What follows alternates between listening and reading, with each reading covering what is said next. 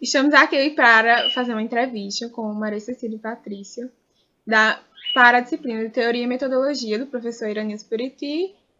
Somos do segundo semestre de História. É isso. Passa o slide.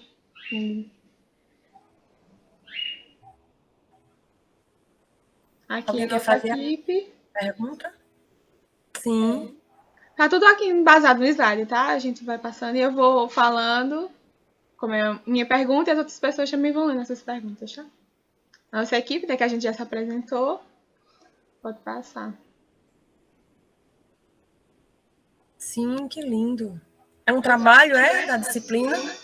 É um Eita, minha portfólio. foto do foto maquiada, que linda!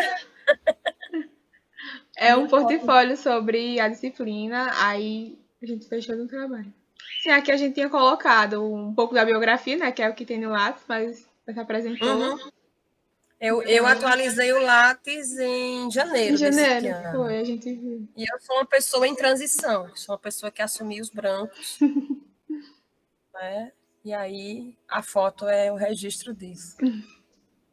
Pronto, aqui está um pouco da apresentação, né, que já foi feita, que ela é formada em licenciatura pela Universidade Federal da Paraíba, que é a atual UFCG, mestrado e doutorado na área de antropologia. Pronto, pode passar.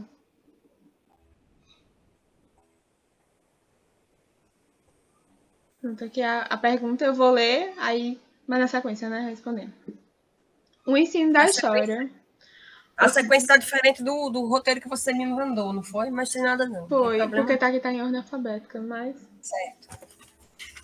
O ensino da história possibilita o aprendizado a partir de uma formação de consciência histórica e da construção de uma identidade, que com efeito proporciona uma intervenção social. Dessa maneira, como a teoria e a metodologia podem se relacionar com esse campo disciplinar da história, e como a antropologia pode influenciar e se fazer presente nesse processo de produção do conhecimento científico, teórico e metodológico do ensino da história. São várias perguntas aqui, né? Sim. Vamos lá. O ensino de história possibilita o aprendizado a partir de uma formação da consciência histórica e da construção de uma identidade, que com efeito proporciona uma intervenção social. A gente está falando aqui, logo nessas 3 linhas, de 3 coisas que são bem interessantes, que é a questão da a formação da consciência histórica, precisa vir exatamente dos estudos da história. Então, vocês estão no lugar certo, porque a gente só consegue ter uma consciência do que aconteceu na história, identificando as várias versões sobre a própria história, e são muitas mesmo, cada vez a gente vai encontrando novas possibilidades de interpretação da história, mesmo de fatos que já foram relatados várias vezes, e a construção de uma identidade, eu diria, a construção de várias identidades. E essa questão da intervenção social tem a ver com o próprio posicionamento da pessoa, quando ela vai se posicionar e que ela vai também lutar por melhorias dentro da sociedade, por direitos, por exemplo, não só da pessoa em si, mas também de coletivos que não são necessariamente a que a pessoa faz parte. Vou dar um exemplo da minha pessoa. Eu estudei desde Campina Grande, na verdade, desde quando eu terminei minha graduação, que eu estudo a travestilidade. E é um coletivo que eu não faço parte, não é um coletivo, eu não conheço nenhuma travesti na minha família, porém eu me interessei em estudá-los e a minha intenção sempre foi tentar fazer algo de bem, né? Algo de bem para elas. E quando eu terminei meu doutorado, a primeira coisa que eu fiz foi me juntar com algumas delas, que tinham sido minhas interlocutoras, minhas entrevistadas, e a gente criou uma ONG aqui em Recife, que se chama Amotrans. E aí eu fiquei com elas 1 ano e meio e depois saí da ONG, porque a intenção também era essa, sair para que elas pudessem se posicionar e tomar o rumo da intervenção social pela própria vida delas. Então, eu acho que essa é a grande função de nós, enquanto estudiosos e pesquisadores, e que consegue ter alguma consciência histórica e que constrói uma identidade, que não necessariamente é sua, mas também que você está envolvida em defesa de outras coletividades. Então, a segunda parte vai perguntar como a teoria e metodologia pode se relacionar com o campo disciplinar da história. História sem teoria não é história, e sem metodologia também não é, porque a gente não só estuda, a gente estuda e aplica, porque não adianta você só obter conhecimento, você tem que obter conhecimento e transmitir esse conhecimento. Então, como transmitir esse conhecimento? As disciplinas de metodologia, elas existem exatamente. Se eu estiver falando muito rápido, vocês me corrijam, por favor, me intervenham. As disciplinas de metodologia, didática, prática, estágio, são super importantes para que a gente possa aprender a trabalhar com o discurso da história e com a conscientização para os nossos estudantes, para os nossos alunos, em relação à própria história. Então, ensinar história é necessário, para ensinar história, é necessário você primeiro aprender como ensinar história. Não é apenas contar histórias. Embora que o contar história seja interessante, mas até para fazer contação de história, existem técnicas que a gente aprende com o curso superior, mas também com oficinas, workshops, com pessoas que já lidam com maneiras de dar aula, maneiras de transmitir o conhecimento, né? Mesmo que seja contação de história para crianças, por exemplo. E a teoria está por trás de tudo, certo? A teoria está por trás de tudo, porque todos os conceitos de história são conceitos teóricos, e ninguém ensina história sem uma conceituação prévia. Então, por exemplo, eu vou falar sobre os dinossauros. Então, eu estou falando de um período anterior à existência humana. Para poder eu falar sobre os dinossauros, por exemplo, eu preciso descobrir que autores trabalham com os dinossauros, que pesquisas foram desenvolvidas, que descobertas foram feitas, que existe uma ciência chamada paleontologia dentro da história que dá conta dessa discussão, e quais as teorias que foram levantadas para poder entender esse conteúdo, certo? Que eu preciso para entender, para poder transmitir a história dos dinossauros, por exemplo, que a gente conhece sobre os dinossauros, que também tem muitos de novas descobertas. Não é à toa que as pesquisas ainda estão sendo levantadas. Por exemplo, há bem pouco, essa semana saiu uma reportagem sobre a descoberta em Paris, né, a entrega de uma carga de fósseis para um grupo de pesquisadores do Ceará, uma carga que foi roubada, uma série de fósseis, desde de animais pequenininhos até animais grandes, todos fossilizados, que foram contrabandeados do Ceará para a França. E essa semana foi a devolução, a polícia de lá devolveu esse material, e foram vários pesquisadores do Crato, me parece que foi do Crato, né, que foram buscar essa carga lá na França, certo? Então, o terceiro ponto aqui é como a antropologia pode influenciar e se fazer presente nesse processo de produção de conhecimento científico teórico e metodológico do ensino da história. Minha gente, isso aí que vocês perguntaram já é uma disciplina completa. Mas vamos lá. A antropologia, eu não sei se vocês já deram essa disciplina, mas a antropologia é o estudo dos aspectos humanos, sociais e principalmente culturais da história da humanidade. Então, pode ser muita coisa e pode ser pouca coisa, mas, na verdade, nunca é pouca coisa. Porque a antropologia, ela já nasce retomando aspectos históricos da humanidade. Então, a antropologia é uma ciência que ela é multidisciplinar, ela não existe se não tiver relação com outras ciências. E ela tem relação com praticamente todas as ciências. Por quê? Porque todas as ciências, por mais exatas que pareçam, elas são humanas. Por quê? Porque todos os pesquisadores na história da humanidade são seres humanos. E todos eles têm uma certa intervenção na pesquisa que realizam. Eu estou falando de um matemático, eu estou falando de um físico, eu estou falando de um químico. Sim, eu estou falando de uma pessoa que tem uma localização social, uma localização cultural, geográfica, vivencia um tempo histórico, e tudo isso ele carrega na pesquisa dele, certo? A própria mentalidade em relação ao que esse pesquisador vai imprimir na pesquisa dele, na investigação dele, ele tem muito do tempo que ele vivencia. Isso é história, mas isso é também cultura, porque, como já dizia Foucault, a gente carrega a nossa interpretação para a realidade que a gente está investigando. Então, que a nossa formação, a nossa história, o nosso lugar, nossa cidade, o nosso bairro, a nossa linguagem, o nosso conhecimento de mundo vai junto quando a gente vai fazer alguma investigação científica. E a antropologia, ela não tem como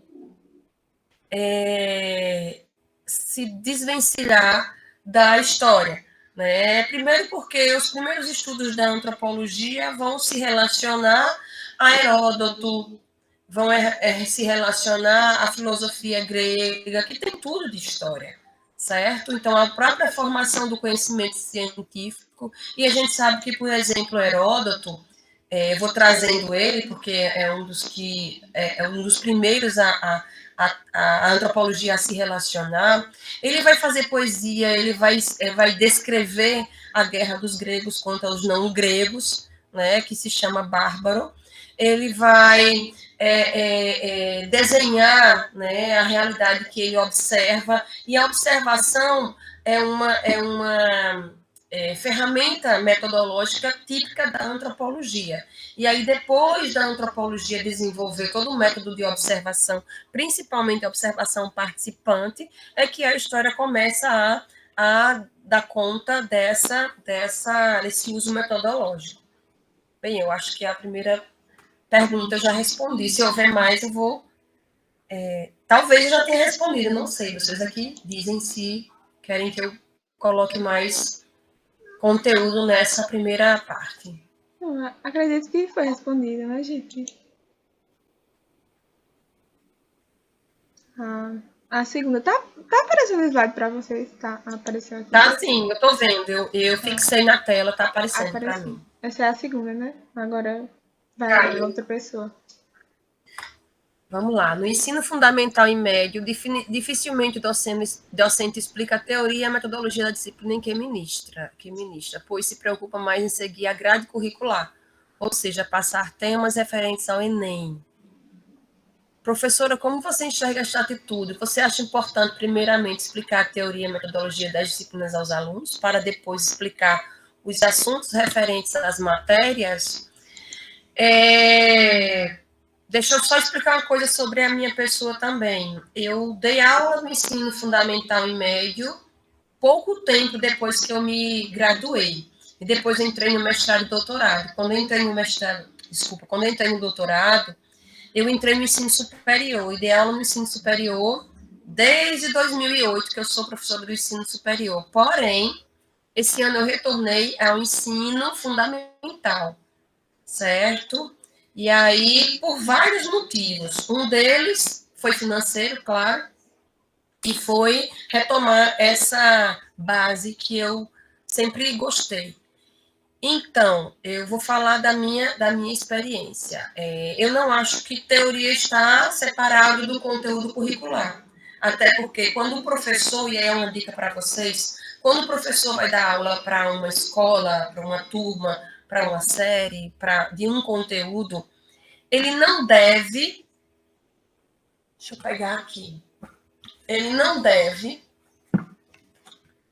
ficar preso apenas num livro, por exemplo. Vou dar um exemplo desse livro. Ele não deve ficar preso apenas a um livro. Esse aqui é um dos livros que eu trabalho, o Telares, os livros de 8º ano de história, certo? ele precisa daquele conteúdo tentar captar de outros materiais, certo? Outros discursos. Até porque isso é minha internet que está começando a oscilar. Todo conteúdo que tem no livro, ele tem um direcionamento.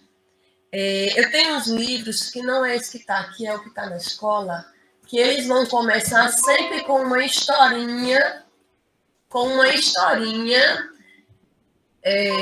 de pessoas comuns, né? Então ele vai a história do cotidiano. Então ele trabalha muito. Eu tenho um livro que eles trabalham muito com a história do cotidiano e vão contar historinhas relativas a aquela mentalidade da época ou aquela contação.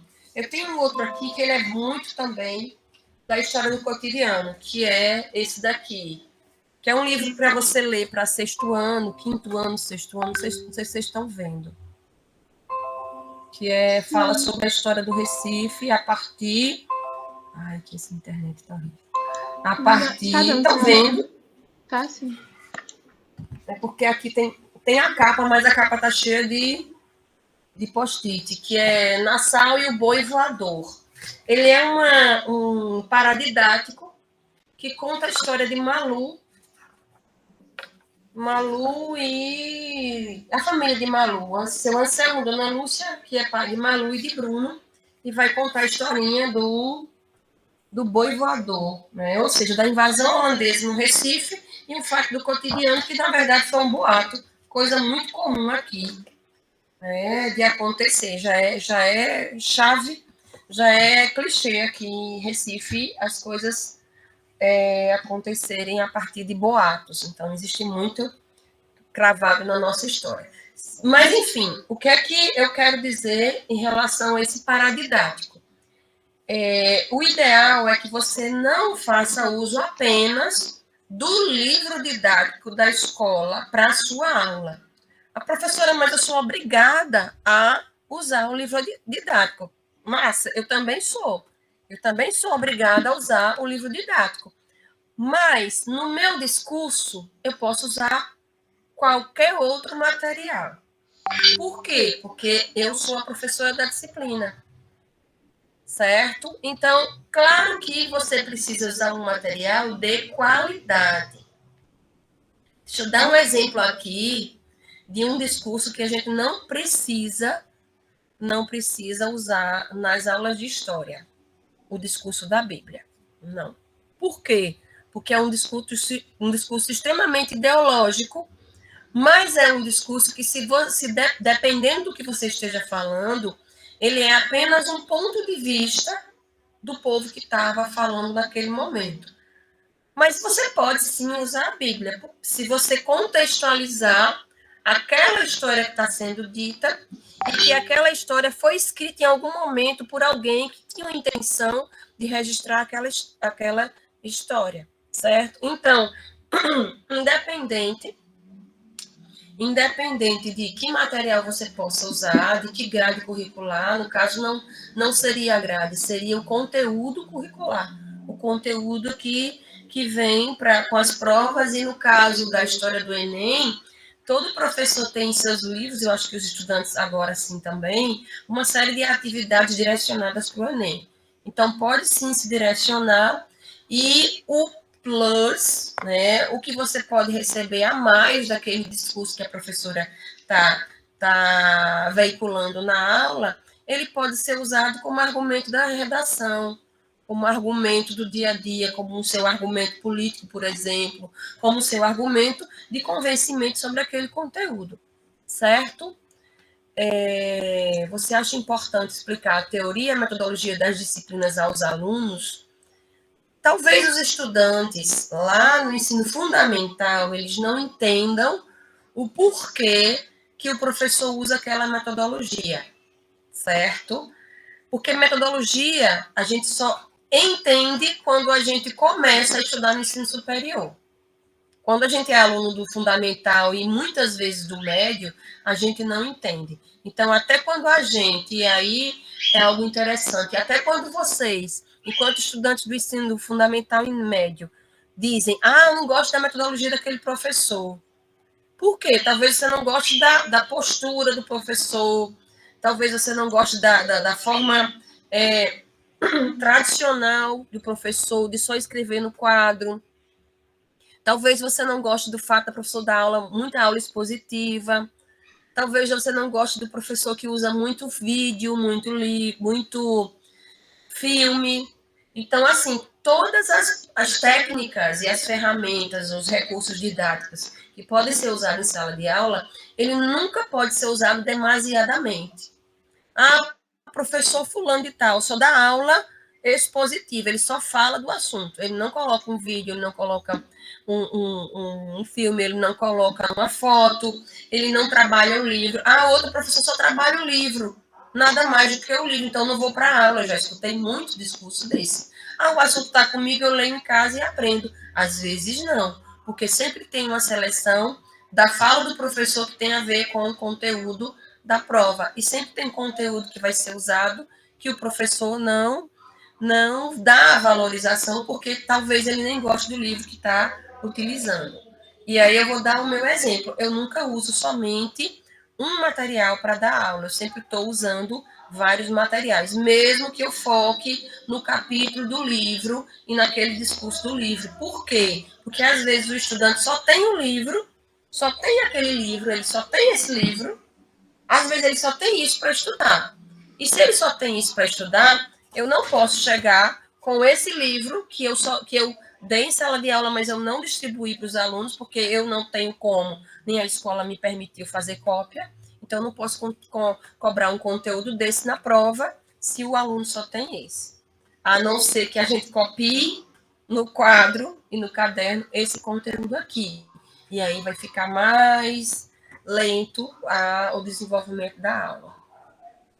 Então, para responder essa pergunta, o estudante, às vezes, ele não entende se o professor for explicar tal metodologia. Ele vivencia a metodologia. Não sei se eu respondi. O que vocês acham? O que você acha, Carlos? Bem respondido, professor. Muito obrigado. Obrigada.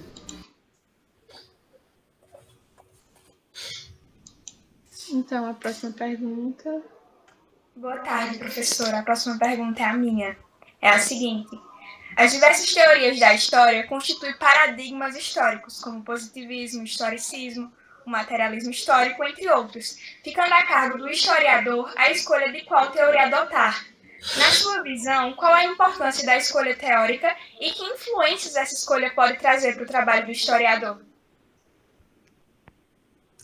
Bem, dependendo do conteúdo que ele esteja ministrando, ele vai disponibilizar várias teorias da história, vários paradigmas históricos. E, assim, quando o estudante ele tem uma certa maturidade, ele vai entender qual é o paradigma do professor. O professor é marxista. Então, se ele é marxista, é porque ele está lutando, ele está usando vermelho, porque ele é da esquerda.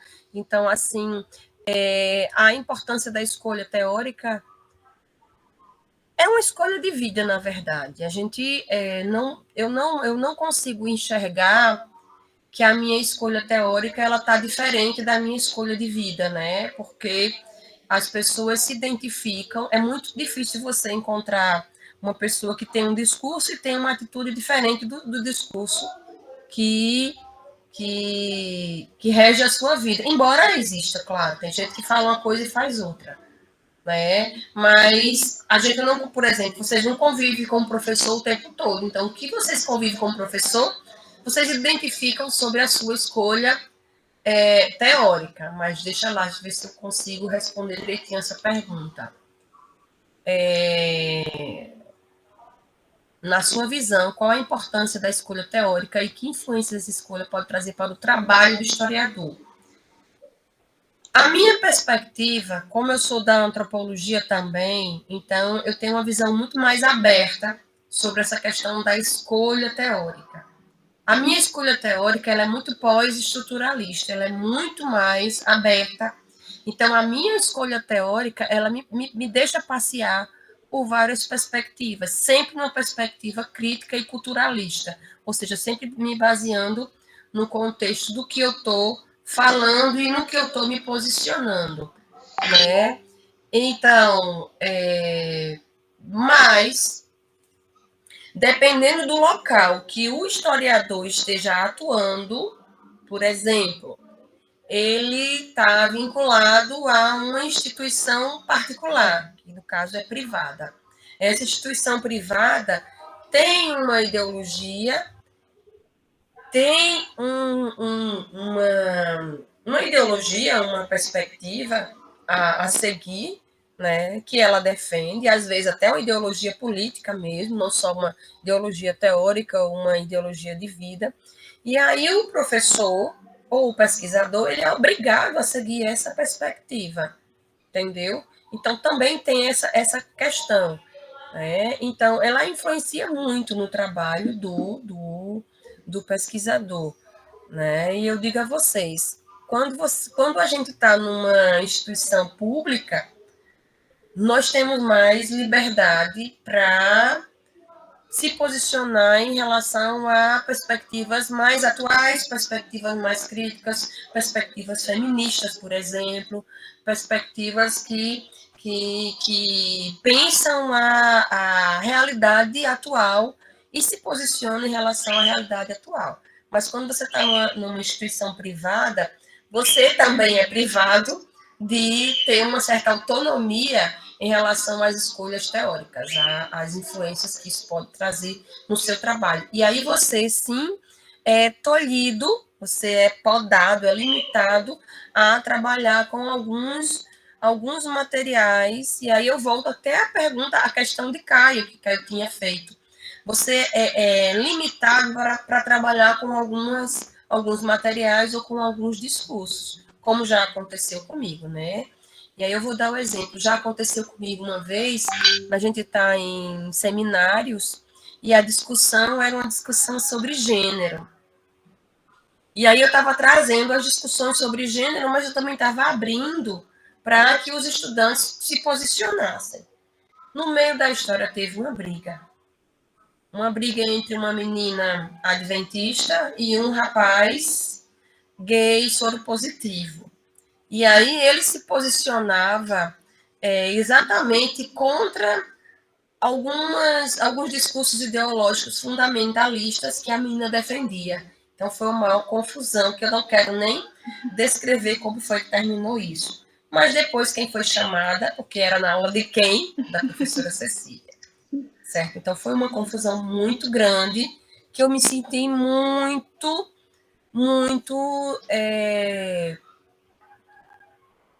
violentada, né, em relação ao que se valorizou depois disso tudo, né? No final das contas, a minha coordenadora chegou para mim e disse: quando você for discutir sobre essas temáticas polêmicas, você diga, vai ser o discurso de tal autor e tal autor. Então, as pessoas só podem reproduzir o que diz o autor e não pode colocar as suas opiniões. Então, eu me senti extremamente violentada em relação a isso, né? Então, é uma questão da escolha. Às vezes, a gente pode expor a nossa escolha, o nosso ponto de vista, mas às vezes a gente não pode, vai depender sempre de onde a gente está localizado, sempre da instituição na qual você está representando, dando aula, pesquisando.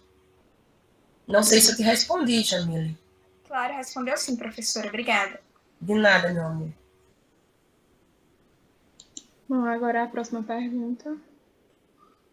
Boa tarde, professora. Meu nome é Gilberto. Essa próxima pergunta foi a minha. É a seguinte. Um dos principais aspectos de um campo disciplinar é a rede humana, que são ações humanas que alteram esse campo disciplinar. A comunidade científica, através de pesquisas e textos científicos, é talvez a principal agente para essas alterações. No caso da antropologia, você poderia nos dizer qual foi ou quais foram as principais alterações proporcionadas pela rede humana para que a antropologia hoje tenha se consolidado institucionalmente? Menino, que pergunta. Rede humana. Ações humanas que alteram o campo disciplinar. Sim, sim, a comunidade científica. Sim, sim.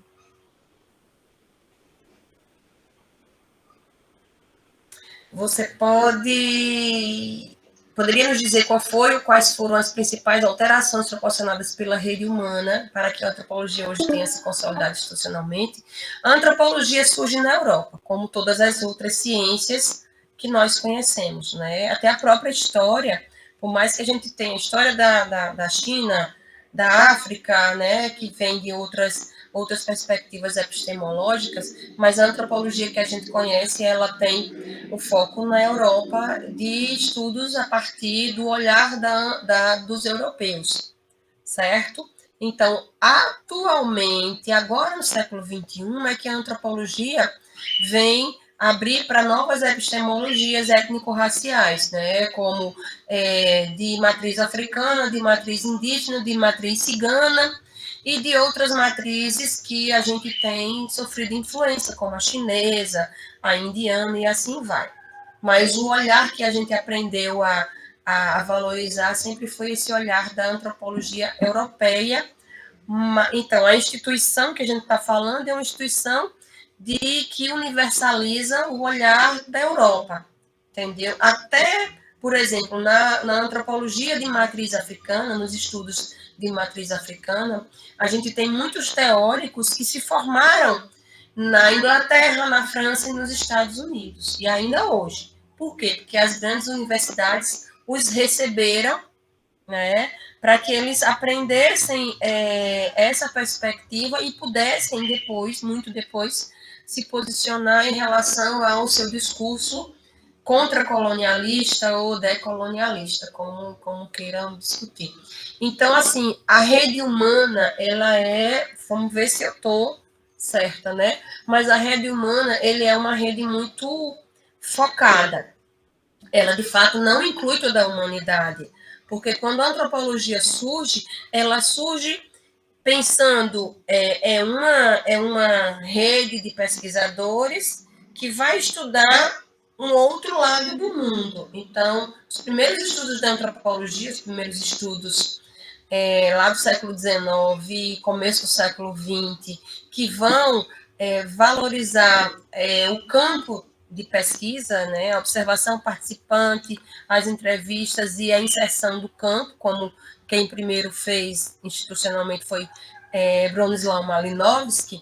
Ele vai para sociedades distantes, então é o europeu que vai para sociedades distantes, sociedades exóticas, certo? Para identificar que sociedades são essas, que costumes são esses, mas numa aproximação que requer o tempo todo um distanciamento. É um pouco contraditório, mas era assim que funcionava. Hoje está sendo bem diferenciado isso, embora ainda existam estudos africanistas, estudos indigenistas, a etnologia, certo? Então, quando a gente fala de institucionalismo ou institucionalidade, a gente está falando de núcleos diversos, de núcleos diferentes, que vai se pensar, mas que também vai pensar o outro. Então, vou ler de novo sua pergunta para ver se eu volto ao foco.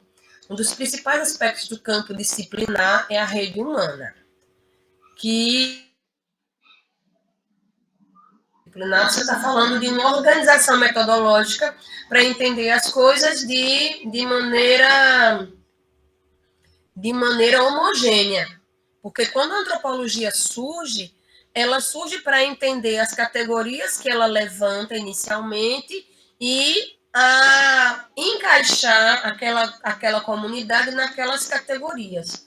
E aí, a partir dos primeiros estudos, a própria antropologia descobre que a realidade social não encaixa nas teorias da ciência, não encaixa com as teorias da academia, né, do pesquisador. E isso começa a gerar várias críticas aos primeiros estudos, por isso que houveram tantos estudos em cima da mesma comunidade, como, por exemplo, os Nuer de Evans Pritchard, os próprios trobriandeses, né, de Malinowski, e os povos que foram estudados pela equipe americana de Franz Boas, né, como Margaret Mead, como Ruth Benedict, como Zora Hurston também, que estudou nos Estados Unidos, né, comunidade urbana, mas enfim, mas de matriz africana. Então a gente pode pensar que essa rede humana ela não inclui a humanidade. Essa rede humana, elas são grupos específicos de pessoas que determinam qual é as trajetórias que devem ser seguidas para se fazer pesquisa científica. Quais foram as principais alterações proporcionadas pela rede humana para que a antropologia hoje tenha se consolidado institucionalmente? A primeira alteração da antropologia, né, em relação a isso, foi exatamente a busca de sociedades a serem estudadas como se essas sociedades elas fossem morrer um dia, serem extintas um dia, e era preciso catalogar, isso é bem museológico, de certa forma, catalogar essas comunidades como se elas precisassem ser colocadas num arquivo para museu, certo? Isso foi uma das primeiras alterações. E a antropologia, ela se consolida institucionalmente quando ela proporciona essa quebra, ela enquanto ciência humana e ciência social, ela proporciona essa quebra de paradigma fechado. Por quê? Porque a antropologia estuda o comportamento. É chave, ela estuda o comportamento. Seja esse comportamento vinculado à condição política, à situação econômica, a costumes religiosos, a rituais de vida sexual, de sexualidade, de romantismo, de qualquer que seja o direcionamento que ela vá se posicionar. Então, ela se consolida institucionalmente exatamente quando ela vai quebrar com essa perspectiva de que todas as comunidades elas precisam ser interpretadas da mesma forma. Então, ela vai descobrir que as comunidades, que os grupos, que as coletividades que são estudadas, elas podem ser entendidas da forma como ela existe, no próprio contexto do outro, e não no contexto do pesquisador. Então, ela só vai se consolidar quando ela consegue provar isso. E como é que a antropologia consegue provar isso? E aí não é a antropologia sozinha, também é a psicologia, que existe a psicologia social, e também é a psicologia, a antropologia, e tem uma outra que eu acho que sociologia também, mas a sociologia ela fica muito no contexto do urbano, embora depois surja, depois do surgimento da sociologia urbana é que surge a sociologia rural, né? Mas a antropologia ela vem exatamente se consolidar quando ela consegue, junto com outras ciências, se reafirmar enquanto uma ciência de fato do comportamento e que tudo pode ser registrado, porque, na verdade, na ciência, a gente consegue legitimação quando a gente consegue registro, quando a gente consegue, de fato, escrever o que a gente está ouvindo, o que a gente está vendo e o que a gente está percebendo, certo? Então, com o uso dos sentidos, aí entra a questão da sensibilidade do pesquisador e do estímulo a essa sensibilidade para que ele possa entender como de fato se comporta os grupos humanos. Ai, gente, a chamada se encerra em 2 minutos. Pode abrir outra sala, não? Pode, a gente faz isso. A gente encerra essa chamada e a gente cria outro link e dá continuidade, pode ser? Pode, eu sabia que eu ia falar muito. Eu respondi, Gilberto? Respondeu, muito boa a resposta, gostei. Obrigada. Obrigado, inclusive. Boa tarde, professora. Boa Eu vou tarde, falar querida. para a senhora a minha pergunta. Eu me chamo Ingrid e a pergunta é: na mesma medida em que as teorias se diversificam, também variam muito as respostas proporcionadas por cada teoria em relação a uma certa realidade ou objeto examinado. Essa frase aí é uma citação retirada do livro de José de Assunção Barros. Ele é um especialista em teoria da história aqui no Brasil. E, levando em consideração essa afirmação, quais são os limites que essa diversidade de teorias e respostas encontradas para as realidades históricas impõe à unidade e integração de um conhecimento histórico enquanto válido ou verdadeiro? Bem, Ingrid, é o seguinte, a gente não pode... deixa eu pensar aqui o que é que eu vou falar em relação a isso. As teorias se diversificam e variam muito as respostas proporcionadas por cada teoria em relação a certa realidade ou objeto examinado. Toda realidade ela é vivida por várias visões, várias pessoas e várias possibilidades de interpretação.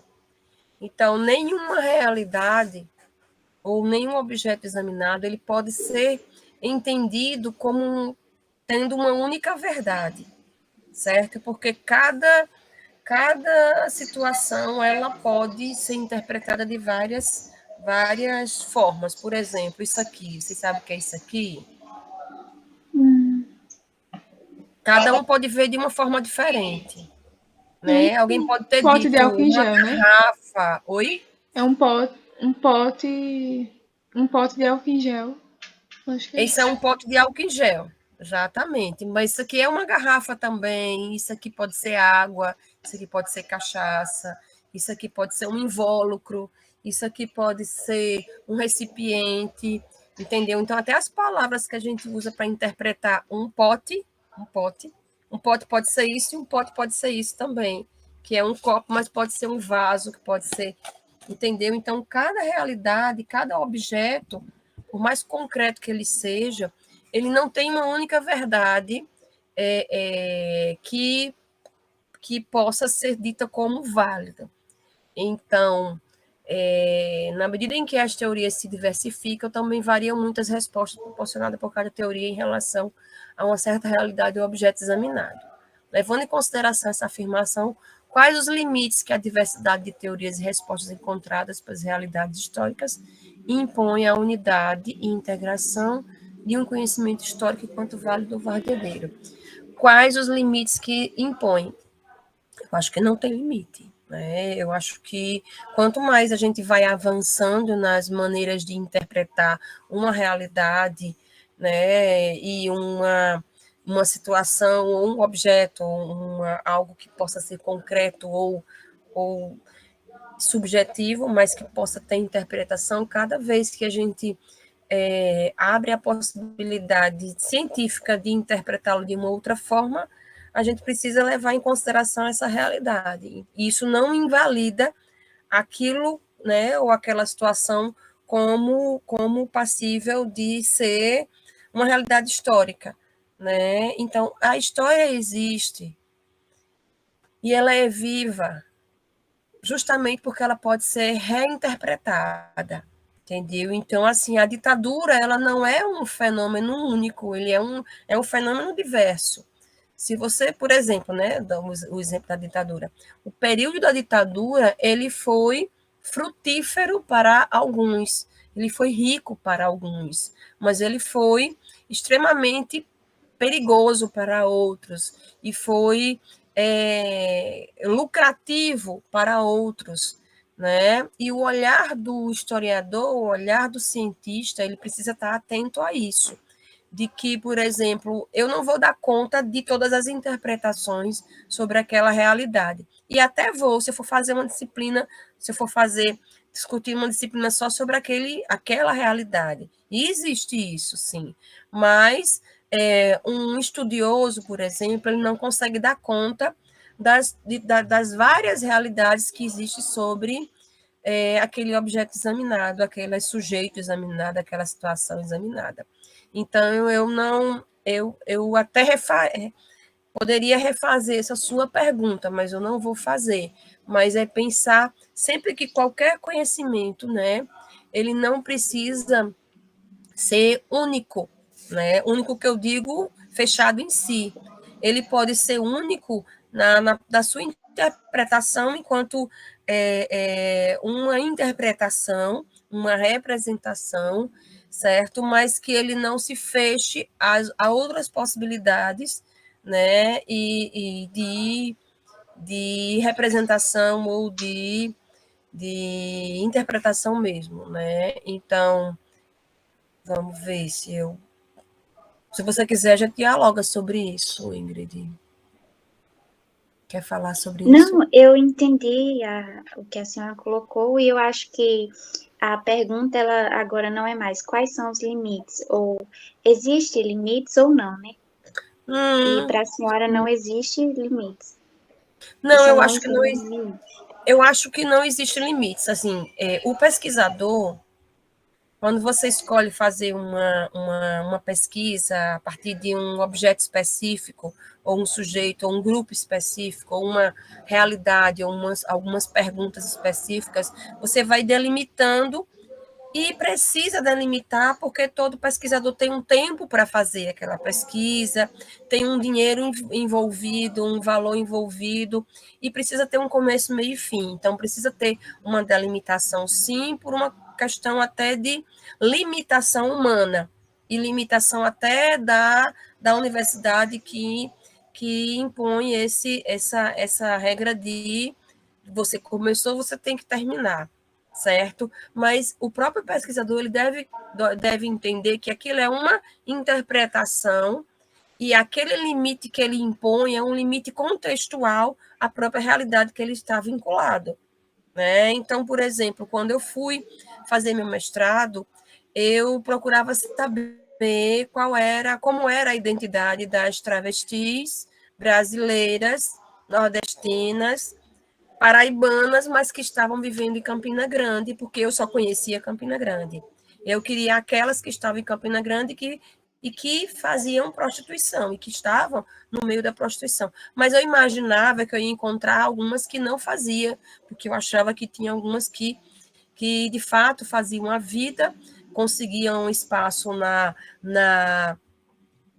realidade social, na vida social, sem ter que fazer prostituição. E aí quebrei com a minha cara, porque eu não encontrei nenhuma que não fizesse prostituição. Por quê? Porque ninguém dá trabalho para travesti, principalmente na época, certo? Hoje você ainda encontra, porque eu fui agora esse mês de maio, eu entrei numa loja, e aí quem me atendeu foi uma mulher trans. E aí eu, oi, tudo bem? E aí eu digo, que coisa boa, encontrar uma vendedora mulher trans, porque na época não, as lojas não contratavam, só contratava se fosse estilista, mas tinha em Campina Grande 2 estilistas, imagine, 2, somente, da cidade toda. Né? Em Recife devia ter 3 no máximo. Então, e as outras pessoas faziam o quê? Para ganhar dinheiro e para viver. Então, eu não podia, como dizia, eu dei com os burros na água, eu tinha uma visão limitada e também utópica de achar que, na realidade, elas pudessem ser mais bem acolhidas. E aí eu tive que limitar, de fato, e reforçar de que, de fato, a gente não encontrava pessoas que estavam dando bem na vida, que não fosse no campo da prostituição. Foi um conhecimento válido? Foi, mas foi a partir disso que a gente começou a descobrir que as próprias estavam lutando por si e transformando a vida das outras que viriam, né? Na medida em que a gente começou a entender que as associações começaram a lutar para que elas tivessem algum direito de trabalho, que fosse um direito de trabalho para todos, não só para quem não era para quem era heterossexual, heteronormativo, certo? Então, não sei nem se meu exemplo cabe, mas a gente também lida muito com essa questão da própria mudança dentro da sociedade. E é algo é algo universal. Mudar é algo universal. É algo que não tem como não haver mudança dentro da sociedade. E como não tem como não haver mudança, sempre algo vai mudar, certo? Então, é válido, sim, né, a gente compreender que os limites eles podem ser tênues, eles podem ser fluidos, eles podem deslocar-se. As fronteiras deslocam-se, os limites deslocam-se também.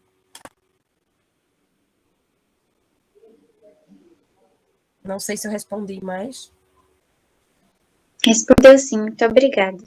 Nada. Pronto, agora a próxima pergunta. Nossa, Kelly.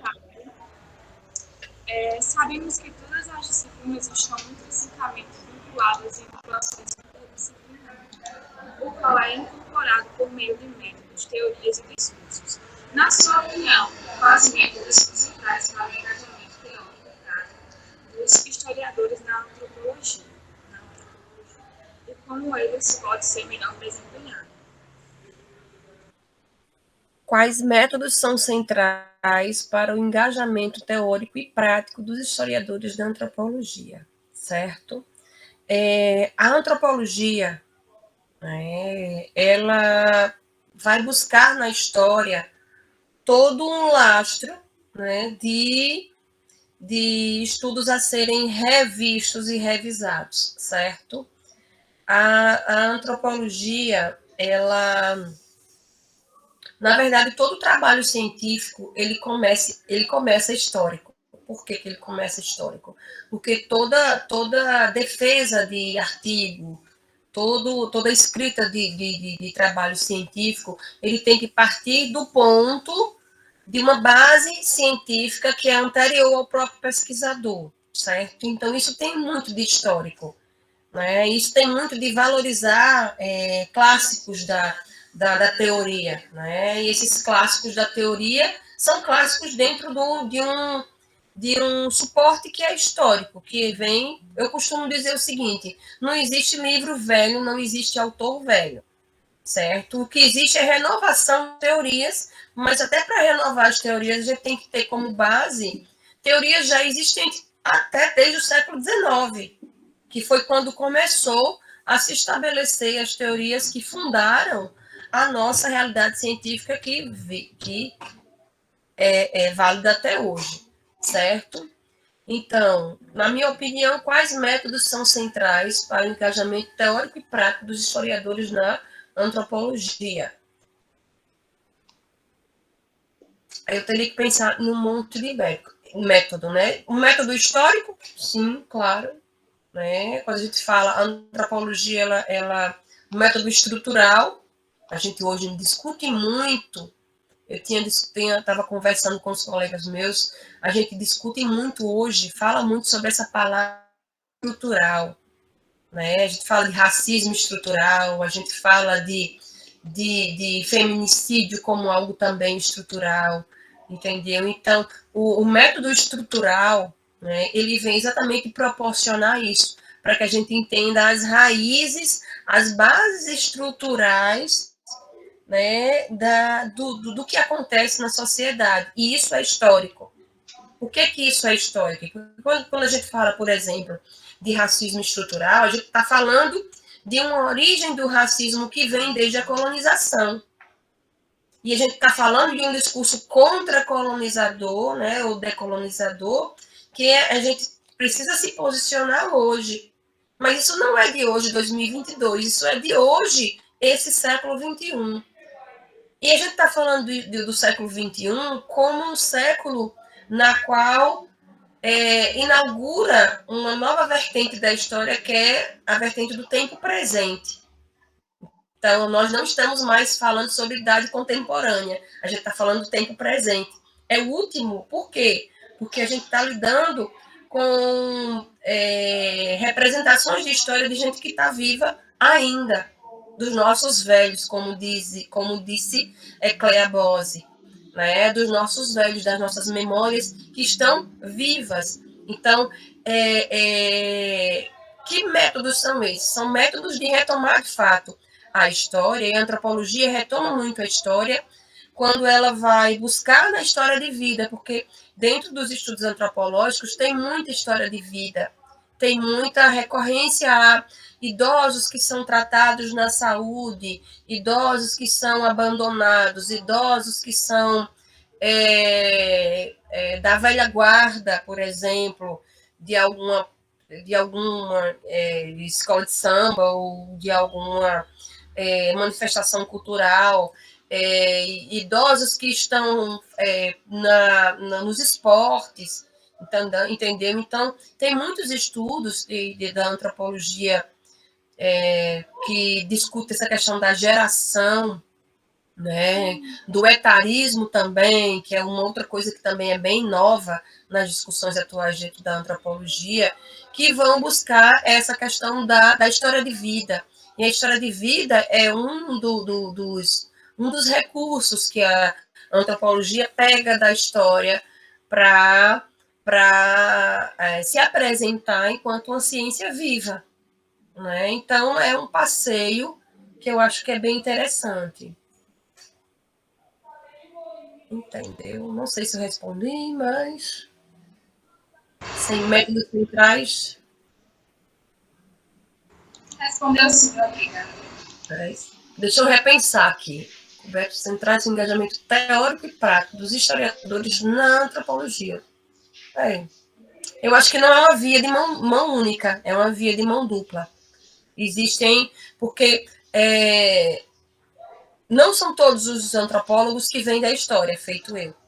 Alguns antropólogos, eles vêm da sociologia ou vêm da psicologia, principalmente no Brasil. No Brasil tem muitos antropólogos que vêm da psicologia, certo? Então, esse pareamento com a história nem sempre acontece, né, com todos os antropólogos, porque nem sempre eles têm essa formação dentro da história. Mas eles podem sim ter leituras dentro da história que conversam entre si. Né?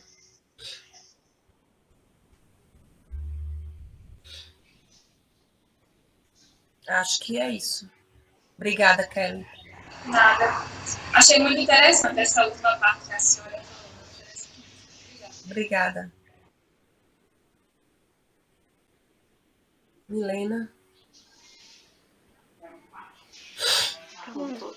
No caso, para encerrar a discussão, né, eu coloquei uma pergunta mais geral para a senhora, se a senhora quiser, né, desenvolver melhor a sua área, que é a antropologia, né, e já ficou muito bem explicada, mas minha pergunta é a seguinte: no seu ponto de vista, há uma ligação entre a antropologia e os estudos históricos de uma forma mais ampla? Sim. Se eu dissesse que não, eu estaria mentindo. Eu me apaixonei pela antropologia dentro de história. Eu ainda fazia curso de história. Eu assistia a aulas de antropologia, embora eu já tenha tido, tenho as disciplinas obrigatórias do curso de história. Na minha época tinha, hoje tem mais ainda. Mas eu pedia para ser aluna das disciplinas de antropologia, para entender melhor a antropologia. Aí foi quando eu comecei a conhecer as teorias da antropologia e comecei a relacionar com o que eu estava estudando, né? Então, eu nunca fui muito apaixonada por coisas que fossem muito exatas, que fossem muito fechadas, né? Então, tudo que possa me proporcionar uma outra interpretação, eu sempre sou muito direcionada para isso. Há uma ligação entre a antropologia e os estudos históricos? Sim, sempre. Como eu já tinha falado no começo. A antropologia surge retomando a história. Com alguns livros clássicos de antropologia, se vai falar dos primeiros homens, das primeiras perspectivas de cultura. Tem até um livro aqui que é um clássico que muita gente não gosta. Eu vou mostrar para vocês. Deixa eu Muita gente não gosta dele. Não. Porque ele é um livro muito didático. Esse livro aqui, de Marina Marconi Pressotto. Ele é um livro que vai... ele tem em PDF, você consegue baixar na internet tranquilamente. Que vai dar muitas possibilidades de se entender a antropologia de uma forma bem ampla, porém bem didática. Quando eu falo didática, é porque tem vezes que ele passa uma página, duas, e fala, e não aprofunda. Por quê? Porque ele é um livro para ser entendido como, de fato, uma introdução, certo? Então, por exemplo, quem estuda cultura material, aqui tem muito pouca coisa. Quem estuda sobre negritude, aqui tem quase nada. Quem estuda sobre indígena, aqui vai homogeneizar muito. Porém, tem uma parte, logo no comecinho desse livro, que ele vai mostrar sobre aqui um estudo de cultura. Não só a teoria, mas lá, ele vai buscar lá nas fases do... ele vai falar, quando ele vai falar da evolução humana, ele vai retomar todos os evolucionistas e todas não, né? Uma boa parte das possibilidades de interpretar os homens a partir de cada fase da evolução humana. E a gente sabe que a própria evolução humana é uma teoria que tinha como base usar uma metodologia para entender os seres humanos, entendeu? Então, isso foi algo criado no século XIX, né? É possível, com os estudos da antropologia, é possível a gente entender que a própria noção de tempo, ela não é linear, ela pode ser diferente em cada sociedade que você analisa. Então, estudar o evolucionismo, por exemplo, e aí veio por terra abaixo que eu tinha aprendido na história lá no comecinho, estudar o evolucionismo, por exemplo, é estudar apenas uma versão, mas uma versão que gerou, por exemplo, uma série de práticas violentas, como, por exemplo, a eugenia, como, por exemplo, o fascismo, o nazismo, os testes, não é testes, não,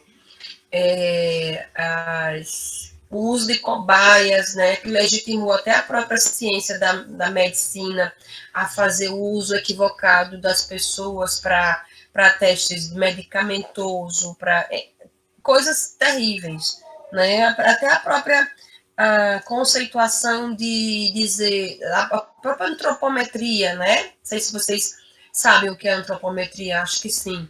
Que ela é uma ciência que vai, dentro da antropologia, ela vai ajudar as ciências forenses a descobrir por que tal raça ela era mais ou menos propensa ao crime, né? Através do tamanho do crânio, do tamanho do nariz, da largura do ombro, né, da espessura da pele, do maxilar. Então, manuais de quem é o criminoso, né? E isso fez julgar, por exemplo, judeus, fez julgar populações,